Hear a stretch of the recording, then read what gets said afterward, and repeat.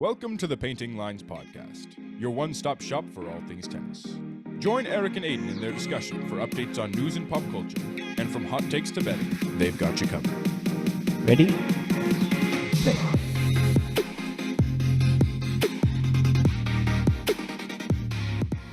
Welcome back to Painting Lines. Last week we discussed the Paris Masters, giving a recap of the tournament and our thoughts on the upsets and the eventual winner. And this week, we're going to be diving into the last big tournament of the year, making our predictions for the ATP Finals and previewing what's to come. So, Erik, we made it. Last big tournament of the year. What are your initial thoughts on the ATP World Tour Finals? Yeah, so my initial thoughts are how it looks compared to last year. So we have half the players returning, and we have the younger guys too who are really making a presence. Alcaraz, Sinner, Rune. I know Sinner has been in a finals before as an alternate, but this is his first one actually qualifying. And Alcaraz qualified last year, but couldn't play because of injury. So this will be exciting. And then we have the next gen guys like Medvedev, Rublev, Zverev, who are kind of at that midpoint in their career. So it's going to be interesting to see them. And then Djokovic, who's at the tail end. I'm just excited to see like who's going to win, if it's going to be a rookie or a vet. Yeah, it's a cool mix. Just kicking it off, what do you think of the atmosphere of the tournament? Because Parth kind of talked about when we had him on about how the ATP Finals is this grand event. And he compared it to the WTA Finals, which kind of seemed like a disaster. The weather was terrible. All these issues were going on, terrible scheduling. And then you come to the ATP Finals and it's like a gala. You see these guys walking in like rock stars, red carpet treatment, so much media coverage. And it just seems so much more locked in than that event. So what do you think about that comparison? Like you said, rock stars. These guys are treated like celebrities now. One thing that stuck out to me, you see Tsitsipas's outfit as he was doing the red carpet. Yeah, it was like a Poncho. Yeah. Dude, see, that's the thing. Like rock stars kind of dress out there and try to go against the norm. And I think he just thinks he's on that celebrity level. The funniest comparison, I think, was, did you see Runa's outfit? No. It was like jeans, sneakers, and like a black sweatshirt. So he was wearing the most normal thing out there. I remember they showed a picture of all of the guys, and they're all kind of wearing something that looks a little bit red carpet. And then him is just a sweatshirt and jeans, and you're like, okay, this guy doesn't necessarily look like he fits in right now, but it'll be interesting to see how his career progresses each year, if his outfits get better and better, hopefully. Yeah. But yeah, Zverev debuted the man bun too. He was looking sharp. And then obviously Sinner, being the Italian that he is, had to show out. So yeah, no, awesome event. Super cool. Very different than the other tournaments, where it's kind of gritty, where players share locker rooms and kind of take golf carts around and maybe aren't staying in the nicest places, nicest cities. So good for them. Top 8, they deserve it. Yeah. But let's just start things off, just kind of examining each of the guys is playing, starting with number 8, Rune. Barely snuck in there. Almost got caught at the end there in those last couple tournaments. Hurkacz was making a massive run, got a lot of points in those last few tournaments. And Fritz was there, just kind of faded as the year went out, it seemed like, especially with the injury in Paris. So I think those were kind of polar opposites, even though they were both in the hunt. A few months ago, you never really would have thought of Hurkacz making it. And then, like you said, he went on this huge run, has a lot of momentum. So if he started that run a little earlier, or if the season was just maybe a month longer, could have seen him in instead of Rune. Whereas Fritz, on the other hand, a few months ago, you thought he pretty much had a lock, not necessarily a lock, but he was top 8. And then, like you said, just kind of imploded the last couple months. Yeah, he got caught by Zverev too, because Zverev kind of had a little bit of a run at the end and ended up being number 7. But also, just as far as Fritz and consistency, I know we mentioned it before. Like he was in it last year and just couldn't do it this year. So I wonder what that does to a player's kind of psyche. Rude too, FAA, like guys who were in it last year and not this year. Will we see them again? Who knows? Yeah, I think kind of Parth, again, talking about the revolving door for the top 10. We had so many years where it was like the same guys every single year. And now we're seeing a few guys consistently, but a little bit more of like a rotation in that top 10. Yeah. So speaking of last year, did you think that that would have been Nadal's last ATP Finals? I mean, no. I mean, he was so hot, and I don't think anybody saw this massive injury thing. I mean, to an extent, you're like Nadal is a little bit injury prone. He could always get injured, but I don't think anybody really could have projected that. For sure. Let's talk Zverev now. Yeah, I mean, speaking on comebacks, yeah, nobody expected him probably to be in the finals this year after that injury in the French Open last year. So I think just an insane season for him because he was so consistently a top 10 guy. He was in the top 10, I think, from 2017 until essentially the end of 2022 when he dropped out from not playing very many tournaments, and then comes back this year and just picks up where he left off, which is pretty insane after having such a severe injury. Yeah. I mean, I thought it was so severe. I did not think he would ever be at the level that he was before. Not gonna lie, I kind of wrote him off because did you see the injury? I thought, wow, there's no way you can rehabilitate that, especially in tennis where it's constantly, a lot of lateral movement, a lot of stability.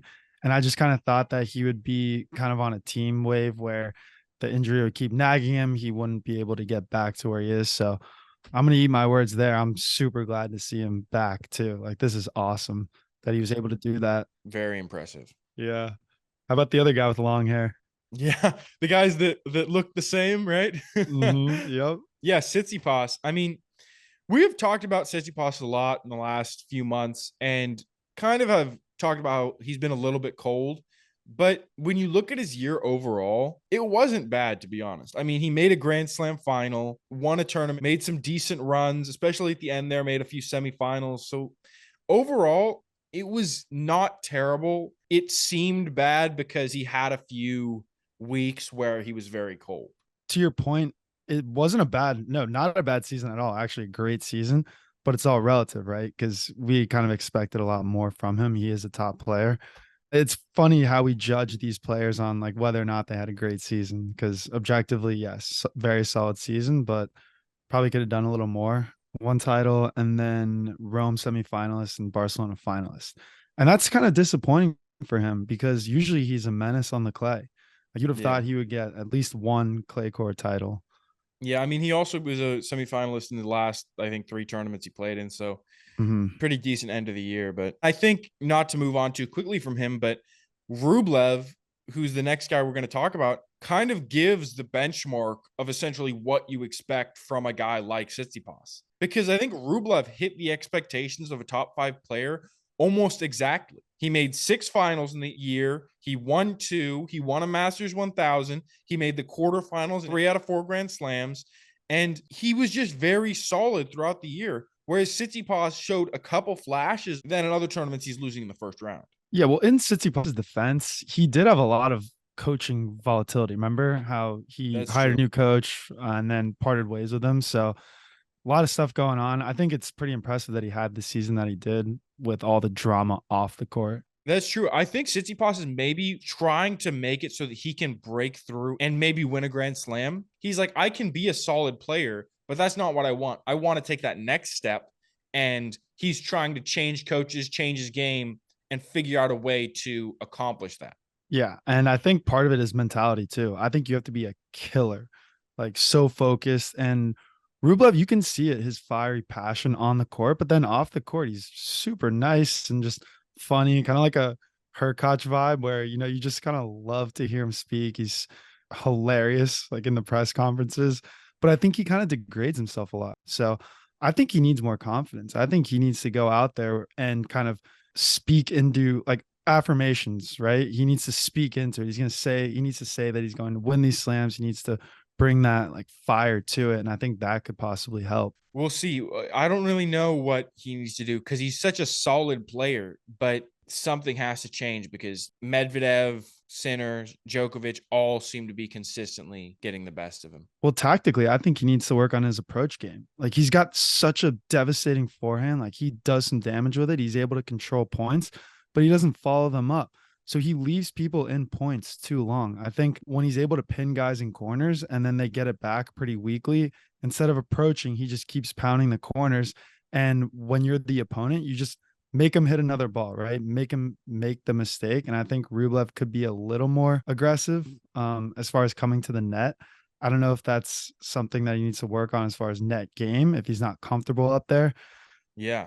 I mean, a guy that definitely did that to him was Bublik when they played in that final in Hall. Bublik just kept getting one more ball back, and Rublev wasn't punishing him by coming to the net and finishing the point. So, yeah, it's definitely a situation where Rublev can put people in really tough situations, but can't necessarily put them away. Right.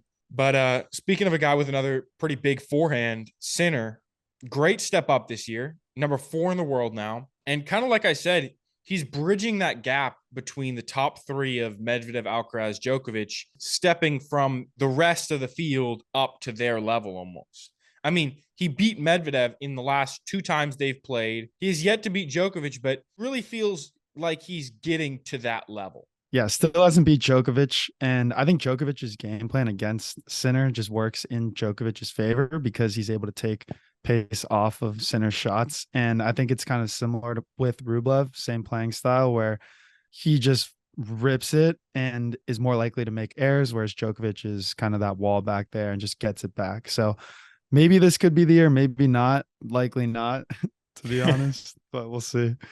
Yeah. I mean, I think that obviously the finals is a weird kind of setup because you can actually play someone twice in like a week's time.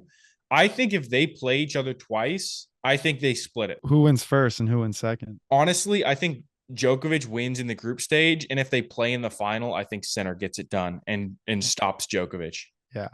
Dude, I don't know about you, but I've noticed Sinner's getting a lot stronger. He's still lanky, but he's not that younger looking lanky teenager anymore. He's, really growing into his body. And I think it's helping so much. His movement's improving. He's getting stronger. And I think that could also be one of the factors when they play. 100%. Alrighty, you want to move on to Medvedev now? Yeah, I don't have much to say on Medvedev, so I'll let you take this one. To be honest, neither do I. Like, he had a great year, but I think just the US Open would have been such an exclamation point, but didn't get it done. But I think he's a massive threat to win because he's beaten every single person in this tournament at some point in 2023. So, like, that's just a massive confidence boost for him, I think, knowing I've beaten all of these guys this year. So I know I can do it. Yeah, especially Carlos Alcaraz in the US Open semifinal too. Like that was a huge step because it was 4 sets, beat him pretty handedly. And I don't know, I didn't see that one coming. So yeah, like you said, I think that confidence really helps. Yeah, I think everyone was kind of expecting an Alcaraz Djokovic final there. All right, well, let me ask you this. I wonder, obviously it's a indoor hard tournament, but I wonder if the finals they would consider revolving the surfaces to make it kind of fair for everyone. It would be cool. Yeah, I mean, it would make it so that the top guys really had to be balanced players. Yeah, because I was thinking about that because indoor hard is Medvedev's like bread and butter, right? He's got that hard flat shot. It's a pretty speedy court, and there's no air factor or humidity factor because it's indoor. Another thing about the indoor too, and how we were kind of comparing it to Rockstar, it looked like a concert. Like it is so big, and just every fan you can't see because it's all dark, and the tennis court is the main stage. Exactly. And it's just like spotlighted. That's one thing that I do like about the indoor hard court tournaments is it does feel very much like a spectacle. Everyone's sitting in the audience like you would at like an opera house, and this is just the show. It's all focused on the tennis. Yep. Moving on to Alcaraz, he was back and forth with Djokovic for the number 1 spot in the world earlier in the year. Now Djokovic pretty much seems to have it all locked up. But my first thought about Alcaraz in these finals is he really healthy or does he just not want to miss the finals again? Mm-hmm. Because obviously you mentioned it last year, he didn't play in the finals because he was hurt. And it does suck to be qualified for this thing. And I mean, obviously we expect Alcaraz to have many more times where he plays in this tournament, but you never know when a career ending injury might happen. I mean, I don't want to put that into the universe, but you know what I'm saying? It's like knock on some wood. Every opportunity to play in these tournaments could be a one-time thing. And so Alcaraz, I think, just wants to experience being in the finals, even if he's not 100% healthy. Yeah, that's an interesting point too, because it makes me think about his team as well. Because this is a nice payout. You're getting paid either way. And I wonder if his team is maybe not looking out for his best interests as far as health wise and just kind of wants to collect a check. I mean, that would be terrible to think about it like that, but there's always that possibility where maybe he just kind of is doing it for money. Yeah, I think the big thing to me is that even if his team does know that he's not 100%, there's an extent to where you're thinking, okay, this is the last thing of the year. Hmm. After this tournament, you have a month, 2 months to recover before you play in maybe one tournament in Australia and then the Australian Open. So Hmm. you have a lot of time to recover and then build back up for the beginning of next year. So my guess is that he probably isn't 100%, but he doesn't want to miss out on it again. Hmm. I definitely don't think he's 100% because his injury in Basel that he withdrew was only 3 weeks ago. And that doesn't really seem like ample time to be, 100% healthy. So it's probably one of those nagging injuries where you're still able to play. It probably won't hinder you too much, but it's just kind of something you have to deal with. And maybe he'll learn to, play with it. Yeah. But yeah, moving on to the last guy, Djokovic. I mean, what's there really to say? He's going for the record-breaking ATP Finals wins to pass Federer. There's always seems to be a record for him to break, and he really just has to be like the favorite. Other guys are maybe favorites, but he is the favorite. He is the guy you expect to win. You expect him to win every match. He hasn't lost a single match since the Wimbledon final. And including the Wimbledon final, he's won 32 out of his last 33 matches. So I think that almost seems too good to be true, right? Because you can't win that much. I feel like the loss has got to come eventually. So I'm kind of not certain that he's going to get this just because of his past performance. Like I'm always trying to think like, okay, like I said, is this sustainable? This win streak? I don't know, man. But like you said, he's going for this record. So I feel like he's determined. I was watching an interview with Nadal the other day, and he said that they're kind of asking him about his career and if there are any disappointments after like 23 slams. And he's like, no, why would I be disappointed? And then they talked about Djokovic, and Nadal said that Djokovic just has a different mindset with him. So if he were like, he's not satisfied with that amount of slams, like he needs to keep going for records. He's Yeah. not sitting back and saying, oh, look at all this I achieved. He's saying, look at what more I need to achieve. I still don't have this record. I still need that one. So he's going to be coming different. Yeah. No, Djokovic is like in Paris, he's going to be so intently going for that gold medal. Mm-hmm. How does he not have the gold medal? I don't even remember. I know that I know that Yeah. Murray won too. That's Yeah, I I do remember know. that, but I know that I he got know. upset like shockingly in a few of them. In 2020, I want to say he made the semifinal and then lost. That was like one of the only times I've ever seen him just lose it out on the court as far as emotion wise, where he was bawling his eyes out. Remember? Yeah. Before the match even ended, too. This dude Yeah. is so passionate. Yeah. Let's talk about the groups. The two groups, the green group and the red group. I assume it's has something to do probably with like the Italian flag, but the green group is Djokovic, Sinner, Tsitsipas, and Runa, and then the red group is Alcaraz, Medvedev, Rublev, and Zverev. So when I first saw these groups, I was like, okay, this breakdown makes sense. And I was trying to be like, okay, do any of the guys have like an easy draw? Obviously, they don't because it's the top 8 guys. But I was like, do I see any guys making a shock win? Do I see any guys making it out that I don't expect? And it's really hard to picture anybody other than it being the top 4 guys in the semifinals. Could any of those 5 through 8 guys really make a run? I don't see it, to be honest. Yeah, no, I agree. I think, yeah, like you said, there's really no easy draws because it's the top 8. But I do think the green group, Djokovic and Sinner, should be able to cruise because I see Tsitsipas and Runa being the weakest of the bunch. On the other side of the draw, I kind of want to see Medvedev. I really like Medvedev. I think he can beat Zverev, obviously Rublev.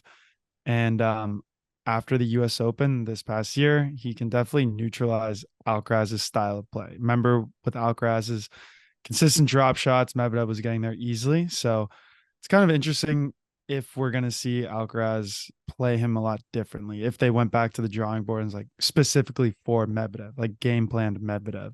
Yeah. Honestly, I think the only person, like upset person I could see making it through really is Zverev from that red group. Because if Alcaraz isn't 100% healthy, I think Zverev could beat Rublev and Alcaraz. I think that's possible. I think Rublev's going to lose to Medvedev like almost 100%. Now that I say that, it probably isn't going to happen, but Yeah. Oh my I think God. Zverev is the only like dark horse contender, but I really expect it to be just the top four guys.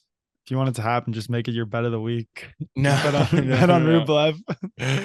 Yeah. But so like overall, I think my bold prediction for how the tournament goes is like I think Medvedev wins the red group and Alcaraz gets second. And then in the other group, it's Djokovic Sinner advancing. But then I think that Djokovic and Alcaraz have their epic clash. Djokovic makes it through. Sinner beats Medvedev for the third straight time. And then he beats Djokovic after losing to him in the group stage because it's hard to beat a guy twice in a row in a week. And I think Sinner makes the adjustments, and I think he steps up, stops Djokovic from getting the record, and ends up winning the finals. Bold move, Cotton. Yeah. Very. Let's see if it I works mean, out for you. yeah. I also have pretty bold take. Djokovic wins his group and Sinner advances. Medvedev wins that other group and Alcaraz advances. But I think Medvedev beats Sinner. And then we see Medvedev Djokovic final and Medvedev wins. And I'm just saying that just because I want to see Medvedev win. Yeah. So you're saying essentially the difference is like you think that Medvedev beats Sinner. We both think that Mhm. that side wins, but I'm saying it's Sinner. You're saying it's Medvedev. Yeah. So a little bit of rationale why I think Medvedev will beat Sinner is mentioned it before. Sinner's got such an aggressive play style, whereas Medvedev is a lot more patient and doesn't take as much risk. So I think it could hinder Sinner's game if he's just ripping shots and Medvedev's putting him back, and then Sinner goes for more aggressive shots and makes more errors. So Yeah. It's also hard to beat a guy like Medvedev 3 times in a row. mhm. So Medvedev could have that comeback after losing those past two matchups with Sinner. So we'll see. It's really hard to make predictions about this stuff because all of these guys are so good. So any of these guys could really beat the other ones. I know it's just funny to make these predictions because if they do pan out, then you look like the man. Yeah, Like you exactly. could say anything, but Exactly. it's very unlikely it will. We didn't even talk about Sinner's possible home court advantage because it isn't Italy. Maybe that could have some kind of impact. Because it's such a big event, I don't think it ever really feels like you're home. Yeah, no, that is a good point. It is pretty isolated, but we did see in the first match of the tournament, Tsitsipas Sinner, that Sinner did have more of a crowd favorite. Like, I don't know if that's just because people don't like Tsitsipas in general, but Yeah, I mean that is true. I mean, it's the only match we've seen so far. Obviously, like Djokovic Rune is later today, but yeah, that could be a factor on the court. There's definitely going to be more Italians there than any other country. yeah. Alrighty, you ready to hop into segments? Yeah, let's do it. Alrighty, what's new in tennis? What'd you see? Oh, I saw a good one. I saw something. Daniil Medvedev disagrees with Stefanos Tsitsipas's controversial ATP Finals claim. This was an article in Tennis 365. I just love seeing drama between these two. They have such a history. I love it. But basically, Stefanos is quoted saying, talking about the ATP Finals, it means a lot. I would consider it probably a bigger thing than a slam, honestly. It has big prestige and it's a very valuable asset if you're able to conquer and win it. So Medvedev responds basically saying that it's tougher to win a slam because it's 5 sets. Now, I think it's funny because Stefanos Tsitsipas is saying this having won it in 2019, but never won a slam. And I also think it's funny that Daniil disagrees with him because I know the two don't really like each other that much. So I'm wondering if he actually thinks that, or he's just having a contrarian view to Stefanos because it's Stefanos. I mean, my opinion is that Medvedev's 100% right. I think Tsitsipas is just saying that because he's won an ATP Finals, like he's trying to make himself kind of look better. It seems like, yeah, I mean, like I've won this, and people say it's bigger than a slam, actually. But Medvedev's kind of just giving him a reality check. Like, no, nobody really says that except for you because you've won this. Everyone says a slam is bigger. If Yeah. you talk to any person that knows anything about tennis and you bring up a player, they're gonna be like, "Oh, did they win any Grand Slams?" Or like, "Oh, were they world number one?" Those are the two big things, really. Nobody asks, "Oh, did they win the ATP Finals?" Not saying it's a small tournament. Like, obviously, it's a big deal to win the ATP Finals, but it's not the same as winning a Grand Slam. Yeah, no, I agree. I'm on your side there. But also I think this is just the media stirring the pot because they asked Daniil that question, or they posed it to Daniil, like saying Stefanos said this, where it's not really an apples to apples comparison because Medvedev responded saying which is tougher, whereas Stefanos said what is bigger.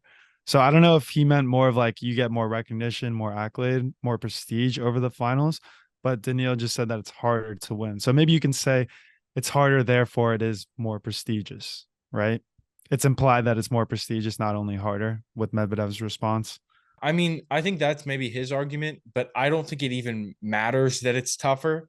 I Mm-hmm. think everything you could argue for the ATP Finals being the most prestigious, the most valuable asset, as Tsitsipas says, the argument's countered by just saying everyone cares more about winning a slam. I think 99.9% of players on the ATP Tour, if you ask them, oh, would you rather win a Grand Slam or the ATP Finals? They would say, I'd rather win a Grand Slam. Yeah, no, I agree. So not a good look for Tsitsipas to be saying that. And we're one day into the finals and he's already 0-3. Half a day. Yeah. Half a day, 0-3. He's what he Yeah. wore, this statement, and then he just lost today against Yeah. Sinner pretty badly. Exactly. Just keeps taking else. All right, what about you? What did you see? What did you see this week? One thing I saw was the ATP introduced the Torino Green Project, which is essentially just like another sustainability measure. Its goal is to offset CO2 emissions in the city of Turin, which is the host of the World Tour Finals. And I think it's great to hear because I think tennis is kind of a sneaky big emission sport. Like there's so much travel for all these players, Mhm. and air travel is definitely not the most environmentally friendly thing. So I think it's good to see the tour is constantly adding new ways to work on sustainability. But my biggest comment is I think they missed an opportunity to call the Green Torino project, like kind of a play on words like Yeah, Gran Torino, but yeah. it's a good thing to see. When I saw that, I was thinking the same thing too. That's Yeah. hilarious. But I wonder what they're doing to offset. Are you just buying like essentially carbon credits, kind of like where it's big companies could pay for like lots to for trees to be planted for every unit of CO2 output. Yeah, that's my guess of what it is. Stuff like that, Hmm. stuff like buying the energy from solar fields and stuff like that. So Hmm. yeah, I think that's my guess on what it is. I'm not 100% sure though exactly. But how about bet of the week? Who'd you go for here? I'm going for a lock. I'm taking Medvedev minus 195 over Rublev because it is the best odds you can get for a favorite to win. And I just think it's such a great matchup for Medvedev. I've been saying this over and over today, I feel like, but he can counter Rublev's shots very easily and force Rublev into long rally, or Rublev will eventually make a mistake. So not much to say, just kind of going with that. What about you? Yeah, I mean, speaking on that one first, I think Hmm. you talked about it earlier. I think there is also that mental almost advantage where Rublev kind of sees Medvedev as like the older brother, where it's like I can't beat him. He always beats me, and so even though Rublev is a great player and probably could beat Medvedev, I think that mentality might pull him back. Yeah, no, definitely. And also, when the reporter asked Medvedev that question regarding the Tsitsipas saying that a ATP final win was bigger than a Grand Slam, they actually asked Rublev too. They were together, and Rublev deferred the question. He said, "Oh, like I don't know, I haven't won either. You should ask Medvedev. Medvedev has won both." I think that's a situation, yeah, where Rublev is maybe deferring, yeah, a little bit to Medvedev.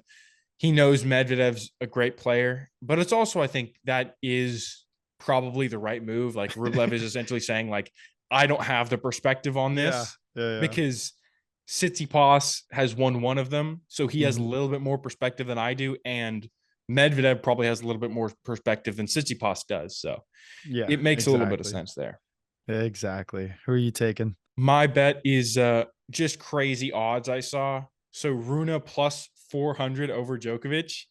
I mean, there are limited options this week, and these were just absolutely incredible odds that I saw. I'm like, even if Djokovic is the favorite, I don't know if he's plus 400 favorite.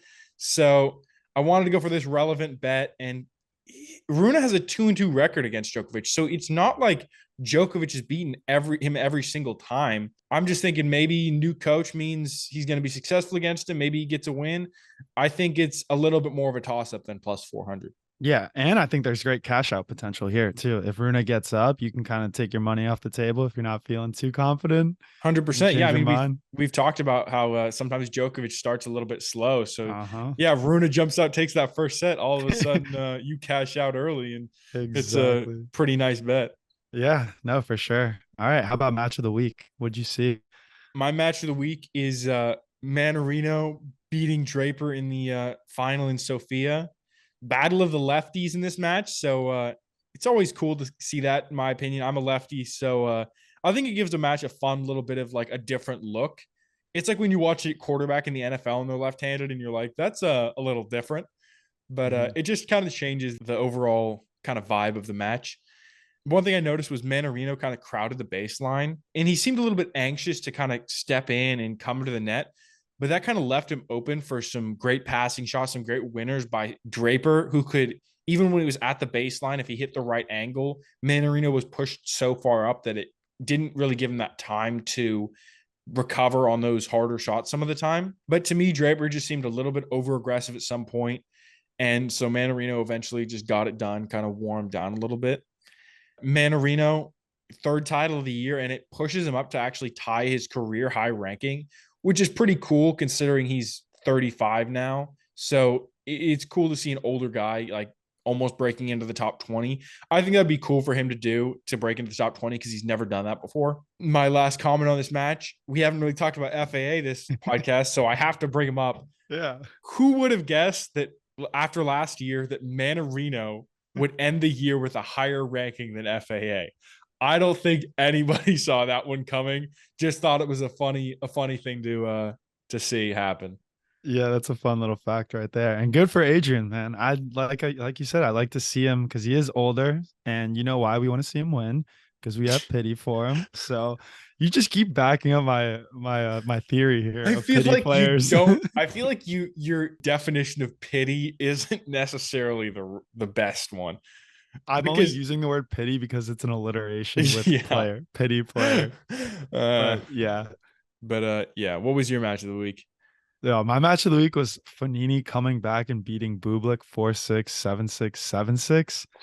And yeah, I'm a big Bublik fan. Not as far as I expect him to go on and win slams, but I do like to I root for him whenever I see him play.